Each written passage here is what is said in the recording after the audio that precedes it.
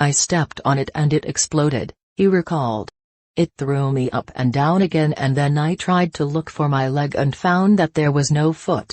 His comrades carried him back to base camp, but there was hardly any medical care available. It took 25 days before he received proper treatment, during which time he developed tetanus down one side of his body. Finally, Nihal, not his real name, was put on a flight to the Kenyan border, his life only saved when he was handed over to a Red Cross team. Now, a decade later, he lives in a Juba refugee camp, having suffered further troubles in the conflict that has engulfed the struggling new nation of South Sudan. He plays wheelchair basketball for his country, although he relies on a prosthetic lower leg to struggle around the muddy, sprawling camp. Reaching the most basic services often entails long walks and it can be difficult to get to training. But at least his hands are free to carry things such as food and water, unlike those on crutches. Such stories of lives devastated by conflict or disease are all too common in developing countries. Lack of an arm or leg can be tough anywhere,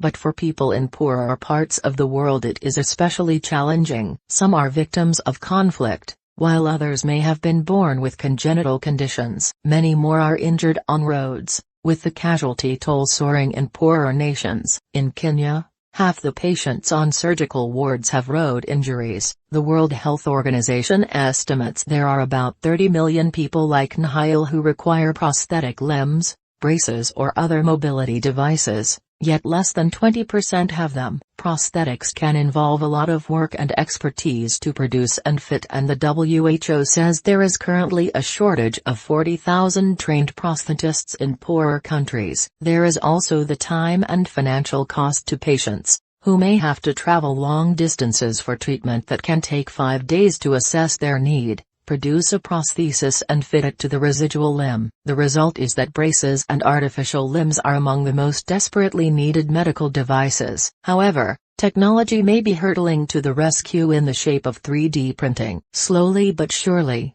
3D printing, also known as additive manufacturing, has been revolutionizing aspects of medicine since the start of the century, just as it has had an impact on so many other industries, from cars to clothing. Perhaps this is not surprising, given that its key benefit is to enable the rapid and cost-efficient creation of bespoke products. There are few commercial products that need to suit a wider variety of shapes and sizes than medical devices made for human beings. Experts have developed 3D-printed skin for burn victims, airway splints for infants, facial reconstruction parts for cancer patients, orthopedic implants for pensioners. The fast-developing technology has churned out more than 60 meters customized hearing aid shells and ear molds, while it is daily producing thousands of dental crowns and bridges from digital scans of teeth, replacing the traditional wax modeling methods used for centuries. Jaw surgery and knee replacement operations are also routinely carried out using surgical guides printed on the machines. So it is no surprise that the technology has begun to stir interest in the field of prosthetics, even if sometimes by accident. Ivan Owen is an American artist who likes to make weird, nerdy gadgets for use in puppetry and budget horror movies. In 2011, he created a simple metal mechanical hand for a steampunk convention, the spiky fingers operated by loops pulled through his own. He posted a video that was seen by a carpenter in South Africa who had just lost 4 fingers in a circular saw accident. They began discussing plans for a prototype prosthetic hand, and that came to the attention of the mother of a 5-year-old boy, called Liam, who had been born without fingers on his right hand. She wanted a tiny version of their hand, but Owen realized the child would rapidly grow out of anything they made, so he looked at the idea of using 3D printing. If we could develop a design that was printable, it would be possible to rescale and reprint the design as Liam grew, essentially making it possible for his device to grow with him, he said. So the artist persuaded a printer manufacturer to donate 2 machines and developed what has been claimed to be the first 3D-printed mechanical hand. Crucially, rather than patent this work, Owen published the files as open source for anybody to access, allowing others to collaborate on, use and improve the designs. This has grown into enabling the future, a network with 7,000 members in dozens of countries and access to 2,000 printers, who help make arms and hands for those in need. One school student in California even printed a new hand for a local teacher. Often they are aimed at children, since many dislike the weight, look and hassle of modern prosthetics, which can involve inserting the arm into a silicone sleeve and using straps across the back to hold the device in place. These body-powered hands cost thousands of pounds,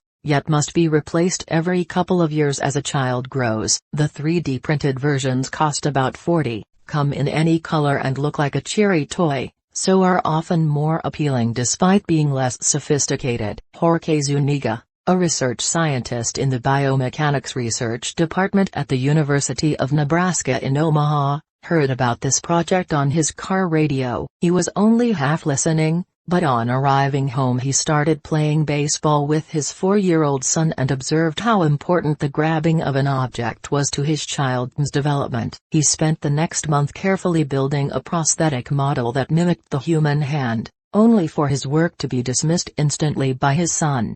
He told me children wanted a hand that looked like a robot. From this conversation and the open-source designs emerged Cyborg Beast, a project heavily backed by Zuniga's department to develop futuristic-looking, low-cost prosthetic hands. "You can do anything with 3D printing," said Zuniga, who now leads a 7-strong team. "We believe it will revolutionize the prosthetics field. It will lower the costs worldwide and gives engineers, patients and doctors the chance to modify prosthetic hands as they want, and they can be any color." When I told Zuniga, slightly hesitantly, that his design looked like a toy, he was delighted. "That's great, we want children to see it as a toy," he said. This is a transitional device. Many children do not like prosthetics, however good they are these days, because they might have a hook for a hand and they need help to put the harness on, which children dislike. So this is to bridge the gap, helping them get used to the idea as they grow up. We have even had a child missing a shoulder, so we developed a device that weighs the same as the missing arm. This meant he not only got a new arm that helped daily life, but it also improved his posture and balance, therefore was much better for his spine. This sort of thing can be done much easier with 3D technology. It is remarkable that people who do not even own a printer can obtain a functional child's hand for the price of a theater ticket within 24 hours. Zuniga says at least 500 cyborg beasts are in use worldwide and the design has been downloaded more than 48,000 times. He has taken it to his native Chile, where he runs a pediatric orthopedic 3D printing laboratory, and has had recent requests for the plans from Nigeria. "My concern at this stage is that some of the materials can melt in higher temperatures. It is not working well there yet, but this sort of prosthetic has huge potential to be used with better materials in the developing world. We are still in the infancy stage at this moment." Another scheme experimenting with this technology is Project Daniel in the Nuba Mountains of Sudan, where in the middle of the ongoing civil war an American physician, Tom Katina, has been working as the only permanent doctor for 500,000 people around his Mother of Mercy hospital. Fueled by his religious faith, for almost a decade this brave medic has ignored bombings, a lack of electricity and water shortages to do everything from delivering babies to amputating limbs. "It's demoralizing for us to amputate an arm knowing that there is no good solution," Katina told me by email. "We have many arm amputees both above and below the elbow as a result of the war here and general lack of medical care. This in an agricultural society, where nearly everyone is a subsistence farmer. If one is missing an arm, he is not very functional in this society. They become totally dependent on the family and have a difficult time getting married, which is also very important in this society."